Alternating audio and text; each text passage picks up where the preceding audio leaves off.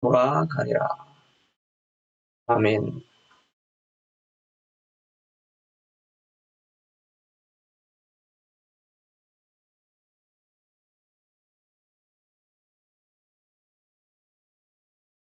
예, 오늘 본문의 말씀을 통해서 우리에게 찾아오신 예수님 이런 제목으로 은혜를 나누기를 원합니다.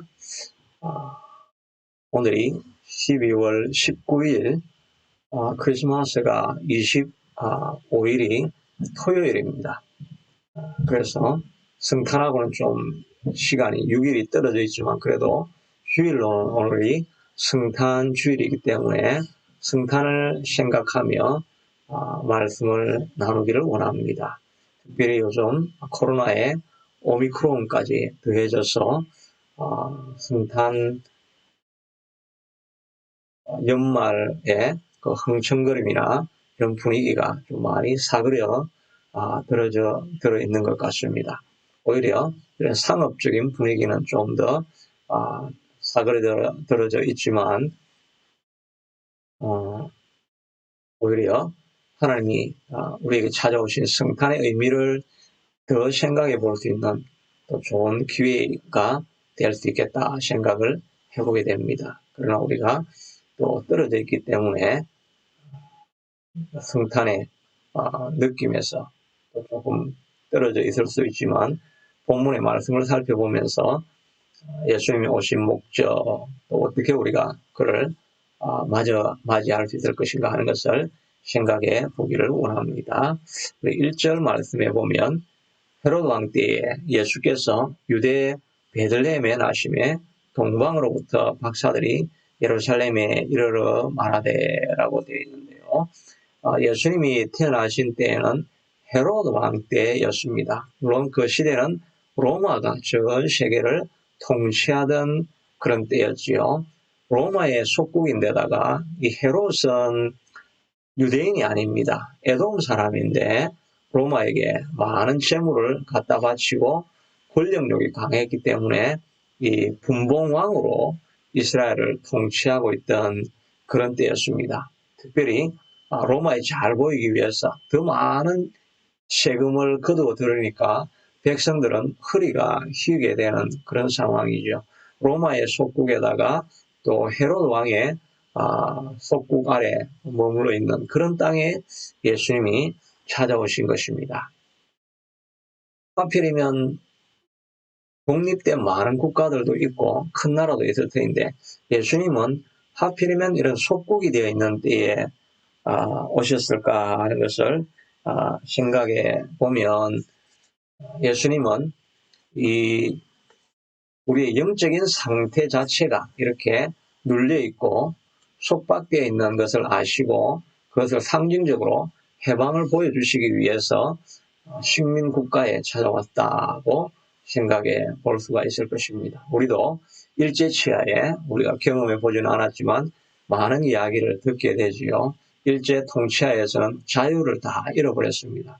말도 한국말 대신에 일본어를 써야 되고 이름도 마음대로 한국 이름을 가질 수가 없고 모든 문화는 또 다 일본 것이 되어야 되고 우리가 가지고 있던 모든 것에도 자유가 없습니다. 일본이 달라 그러면 곡물도 바치고 집안에 있는 모든 집기까지 전쟁을 위해서는 또 다 동원하고 완전 자유가 없는 그런 삶이었지요.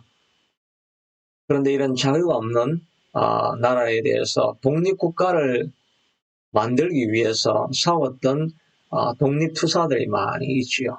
그 독립투사들을 보면 그 당시 기독교 인구가 1%도 되지 않았지만 33인의 그 민족 지도자들 중에 거의 7, 80% 이상이 기독교인이었던 것을 알 수가 있습니다. 그들은 해방을 위해서 싸웠던 것을 보게 됩니다. 왜냐하면 예수 그리스도는 우리에게 해방을 주시는 분이시기 때문인 것입니다. 예수 그리스도가 우리에게 있지 않는 사람들은 그저 지배하에서 노예로 살아가면서도 그것이 그냥 주어진 삶인가 보다 이렇게 생각하며 살아가지만, 그러나 예수 그리스도의 영이 우리 안에 들어오면 우리의 모든 묶여있던 모든 짐에서부터 우리가 해방되어질 수 있다는 것을 알기 때문에 해방을 위해서 추구하며 살아가는 사람이 된다는 것을 알 수가 있습니다. 이것은 과거 유대인들에게만, 또 일제 통치하에 있던 그런 신자들에게만 해당되는 것이 아니겠지요. 우리의 삶도 지금은 자유민주주의 국가 안에 살아가고 있지만 여전히 우리가 노예가 되어 있습니다.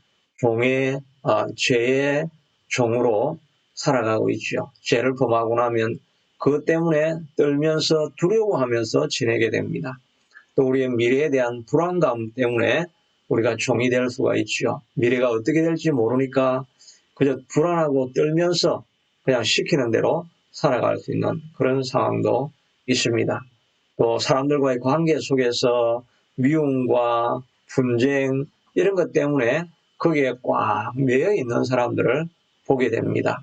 미움이 있는 사람들은 미움을 지우기를 원하지만 자기 뜻대로 할 수가 없는 거죠. 누가 사람을 미워하면서 행복하게 살 수가 있겠습니까? 그것을 다 벗어나려고 하는데 우리가 묶여있고 포로로 되어 있기 때문에 거기를 벗어나지 못하게 되는 것입니다. 그러니 우리도 여전히 묶여있는 삶을 살아가고 있는 것입니다. 우리가 가난에 속박에 묶여있지 않습니까? 우리가 자유민주주의 사회 속에서 살아가지만 충분한 물질이 없이는 종으로 살아갈 수밖에 없죠. 시간도 자기 마음대로 쓸 수 없고 어디를 함부로 여행을 다닐 수도 없습니다. 물질에 매여 있기 때문에 진정한 자유를 가지고 또 자기가 원하는 일들을 할 수 없는 그런 눌린 자리에 우리가 빠져 있죠. 또 많은 사람들이 질병 때문에 자유롭지 못합니다. 자기가 하고 싶은 일들이 있지만 질병 때문에 먹을 수도 없고 또 자기가 해야 될 일을 할 수도 없고 여전히 이 땅에서도 우리가 오늘날 이 시대를 살아가면서 모든 사람들은 속박되어져 있고 묶여있는 자로 살아가는 것을 우리가 보게 되어집니다. 모두가 예외는 아니지요. 그러나 주님께 나아가면 이 모든 일에서부터 우리를 해방시켜 주신다라고 말씀하시고 있습니다. 마태복음 4장 18절에 보면 예수님께서 처음 공생의 사역을 시작하시기 전에 회당에 들어가서 말씀을 펴시는데 이사야의 말씀을 펴시면서 성령이 내게 기름을 부어서 가난한 자에게 복음을 전케 하시며 가난한 자에게 희망의 소식을 전하게 하시며 눈먼 자를 포로된 자를 자유케 하고 눈먼 자를 다시 보게 하고 눌린 자를 자유하게 하며 은혜의 해를 선포하게 하려 하심이라. 예수님이 오신 목적은 눌려있는 포로되어 있는 사람들을 자유하고 해방하기 위해서 오셨다는 것을 알 수가 있는 것입니다. 우리는 우리 자신에게 묶여서 있는 이런 모든 상황들이 있다고 한다면 자기의 마음대로 거기서 해방을 누릴 수 없는 그런 조건을 가지고 있는 사람들이라고 한다면 예수님께 찾아가야 됩니다. 예수님은 우리를 해방시키기 위해서 오신 분이기 때문에 그분께 나아가서 주님을 만나고 그분의 도움을 얻기를 소원하면 하나님께서 세상에 줄 수 없는 그런 해방을, 자유를 우리에게 주시는 분이신 것을 알 수가 있는 것입니다. 옛날 찬송에도 나는 자유하리라 하는 그런 찬송들 어릴 때 많이 불렀는데 의미도 잘 알지 못하고 불렀는데 지금 생각해 보면 예수님이 오실 때 우리가 누리게 되는 자유가 무엇인지를 우리가 알게 되는 것입니다. 이 자유를 얻기 위해서는 우리가 싸우고 또 투쟁을 해야 하는 것을 알 수가 있습니다. 주님께 가면 해방을 주시지만 이 해방을 얻기 위해서는 우리가 주님께 가는 노력들을 끊임없이 해야 하는 것입니다. 일제에서 독립하기 위해서 수많은 독립투사들이 생명을 걸기도 하고 또 수많은 갖은 고문을 당하면서까지 자유를 위해서 투쟁하지 않았습니까? 우리도 주님이 준비해 놓은 이 자유와 해방을 경험하기 위해서는 주님께 나아가고 끊임없이 영적인 전투를 해야 하는 것을 알 수가 있습니다. 무엇보다 우리가 말씀의 검을 가지고 싸워야 합니다. 그래서 4장 12절에 보면 하나님의 말씀은 살았고 운동력이 있어 좌우의 날서는 어떤 검보다 예리하여 우리의 영과 혼과 또 심령과 골수까지 관절과 골수까지 찔러 쪼개기까지 하시며 우리의 모든 속에 있는 것들이 다 드러나서 명백하게 보여지게 만든다고 말하고 있습니다. 우리가 수술을 하려고 하고 또 안에 여러 가지 어려움이 있으면 그게 뭔지를 우리가 잘 모르죠. 질병이 뭔지를 알면은 우리가 좀 더 정확하게 치료를 할 수가 있는데 우리 속에 있는 내장은 요즘은 뭐 내시경이나 또 아니면 CT나 뭐 이런 촬영들을 해서 거기에 뭐가 있다 이런 걸 우리가 발견하긴 하지만 우리 속에 있는 게 진정으로 무엇인지를 또 특별히 뼈 안에 있는 골수에까지 있는 문제로는 의학적으로는 찾아낼 수가 없는 것입니다. 그런데 하나님 말씀은 이 모든 것을 밝히 드러낸다고 이야기하고 있습니다. 우리의 진정한 질병의 근원이 무엇인지, 우리 인생의 어려운 문제의 진정한 이유가 무엇인지를 주의 말씀이 밝히 드러낸다고 하고 있는 것입니다. 그러니 우리가 실패하고 눌려있고 두려움에 빠져있고 혼란스러운 삶을 살아가고 그러면서도 내 인생이 왜 어디가 문제인지를 모르고 있는 그런 사람이 있다고 한다면 하나님의 말씀에게로 가야 하는 것입니다. 말씀을 읽다가 말씀을 듣다가 보면 내 인생의 문제가 바로 이것이었구나 하는 것을 우리가 깨닫게 되어지고 문제를 아니까 해답을 얻을 수 있게 되는 것입니다. 수가성 여인은 그의 인생에 문제가 무엇인지를 몰랐습니다. 그러나 그에게 깊은 문제가 있어서 그는 사람들 앞에 나설 수 없는 그런 상황에 있었습니다. 그런데 예수님을 만나자 예수님과 대화하면서 예수님의 음성을 듣는 중에 자기의 인생의 문제가 해결되어지고 해방되어지는 것을 경험합니다. 그래서 사람들로부터 도망치던 여인이 동네로 뛰어들어가서 예수님의 복음을 전가하며 새로운 인생을 살고 꿈을 가지고 비전을 가지고 살아가는 인생으로 바뀌어진 것을 보게 되지요. 그러니 우리가 우리 인생의 문제를 답을 찾지 못하는 사람들은 주님의 말씀으로 돌아가고 또 말씀을 듣는 곳으로 나아가서 말씀이 주는 해방을 우리가 경험해야 할 것입니다. 우리가 말씀을 들었으면 그 다음에는 기도를 해야 되겠죠. 빌립보서 4장 6절에 보면 아무것도 염려하지 말고 오직 모든 일에 기도와 간구로 너희 구할 것을 감사함으로 하나님께 아뢰라. 그래야 모든 지각에 뛰어나신 하나님의 평강이 그리스도 예수 안에서 내 마음과 생각을 지켜주시리라고 말씀해 주시고 있습니다. 말씀이 내 문제를 드러내었을 때 그것을 붙잡고 계속해서 기도해 나가고 있으면 그 기도를 통해서 성령의 역사를 체험하게 되어지고 성령의 불이 우리의 모든 문제를 태워버리게 되는 것입니다. 그러니 우리가 이 해방의 싸움을 위해서는 주님 앞에 멈추지 않고 계속 달려갈 수 있는 길을 찾아야 할 것입니다.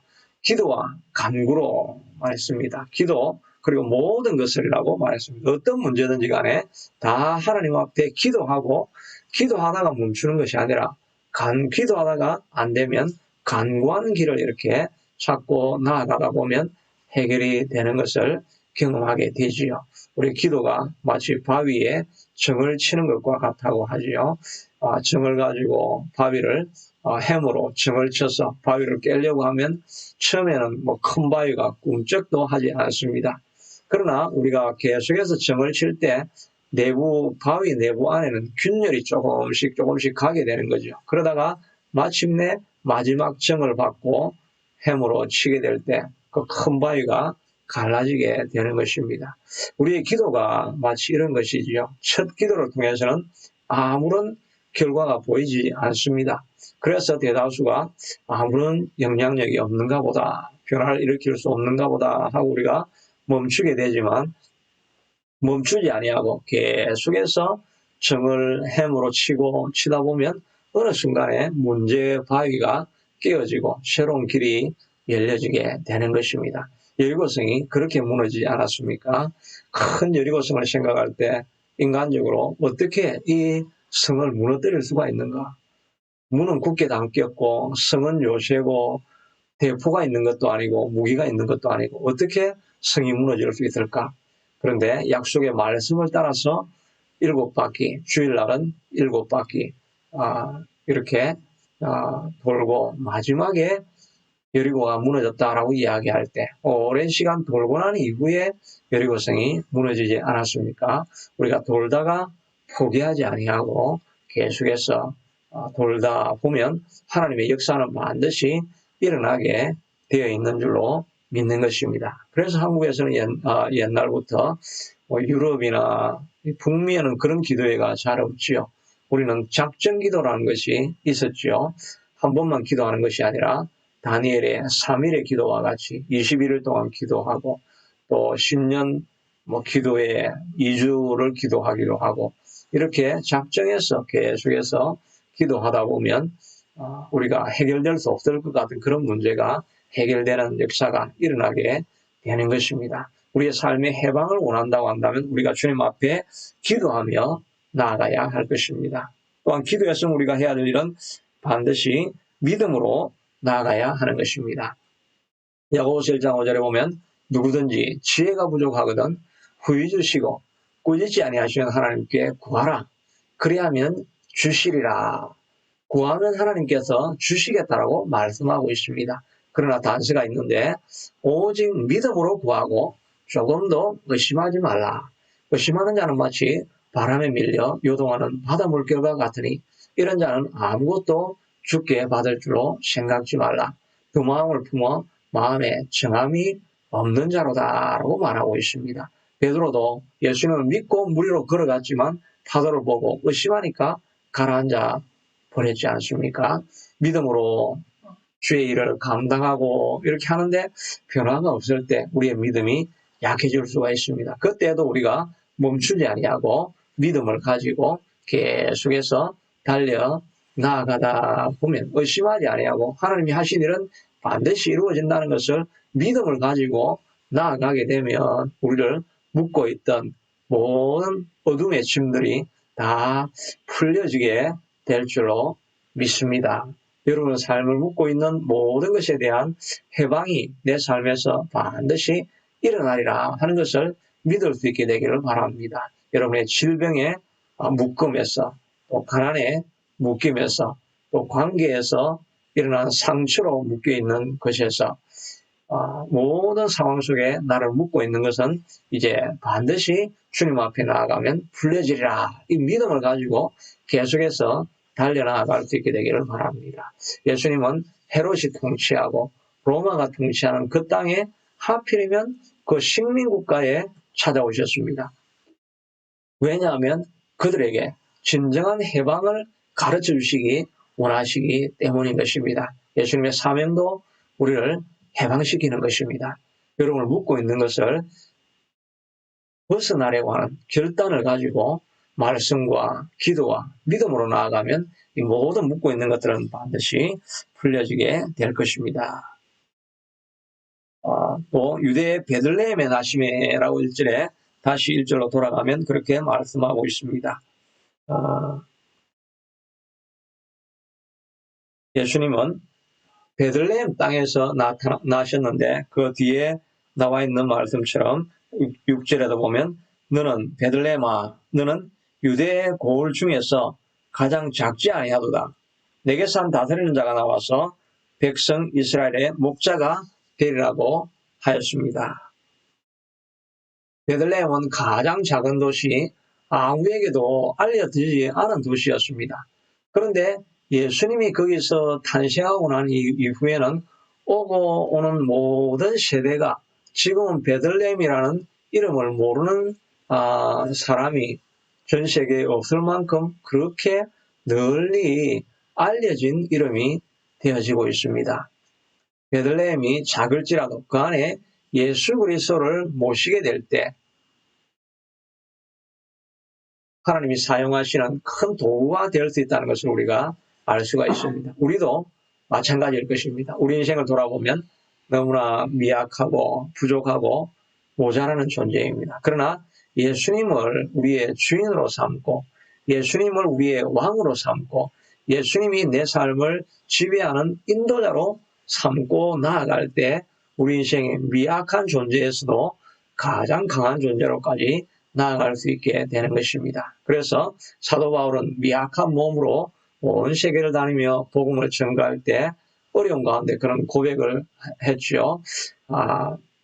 이 7그릇에 보배를 가졌으니 이런 능력의 힘이 큰 것이 하나님께만 있고 우리에게 있지 아니한 것을 알게 하려 하심이라. 우리는 약하지만 예수님이 들어와 계실 때 사도 바울은 자기가 강한 존재가 되었다고 합니다. 그래서 사방으로 우기삼을 당하여도 사이지 아니하고 답답한 일을 당하여도 낙심하지 아니하고 핍박을 당하여도 버림받아야지 아니하고 거꾸로 뜨림을 당하여도 그는 결코 망하지 않는 그런 언제나 일어설 수 있는 존재로 정말 불사조와 같은 그런 존재로 그가 설 수 있었다고 말하고 있습니다. 그것은 예수님이 바울 안에 주인이 되시고 왕이 되어주시니 결코 망할 수 없는 그런 존재가 되었던 것입니다.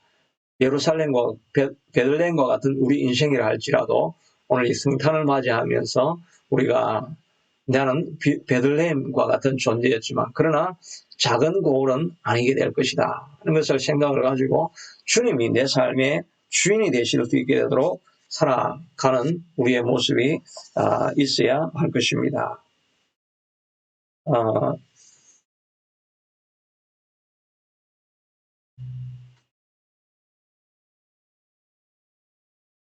예, 3절 2절 말씀을 우리 같이 한번 볼까요? 2절 말씀입니다. 2절 말씀 같이 읽어봅시다. 유대인의 왕으로 나시니가 어디 계시냐?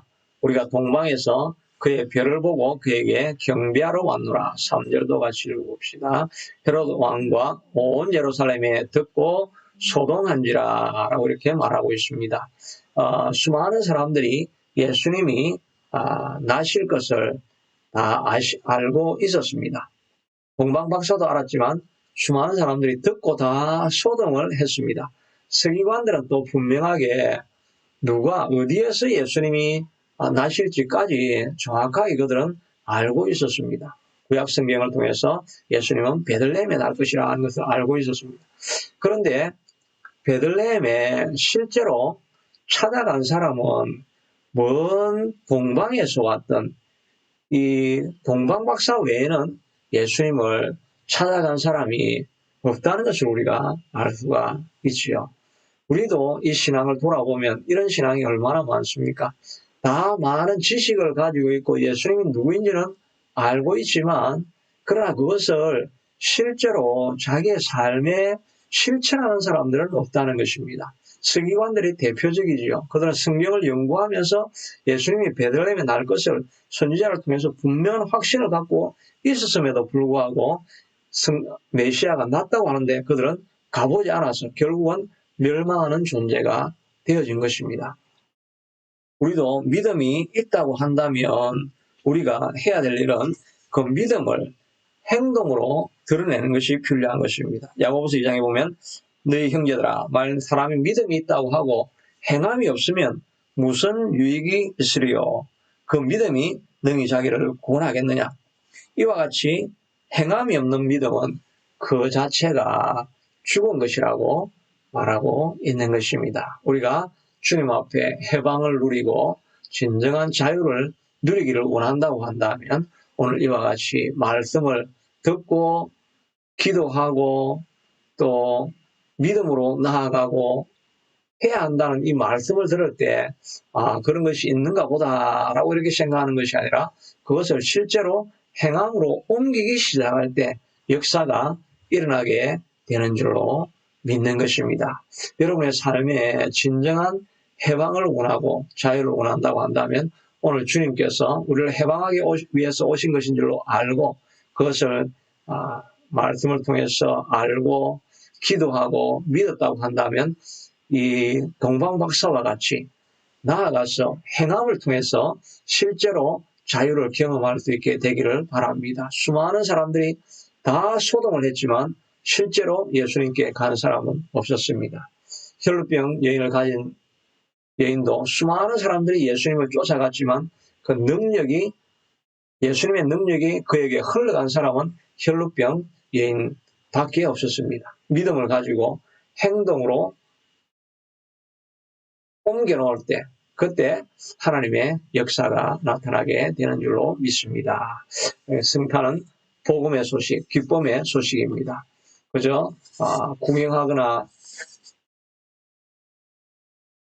그냥 참여하는 예배가 아니라 내 삶의 구체적인 변화가 일어나기를 소원하는 그런 소원을 가지고 성탄을 맞이하기를 원한다면 오늘 주어진 말씀이 여러분의 삶에 구체적으로 작은 행동이라도 옮겨질 때 그 행위를 통해서 하나님께서 해방의 역사가 우리의 삶을 이루게 하시는 그런 역사가 일어나게 될 것입니다. 이 복이 저와 여러분에게 넘쳐나기를 축복합니다. 자비하신 아버지 하나님, 이렇게 성탄 아기 예수를 저희들에게 보내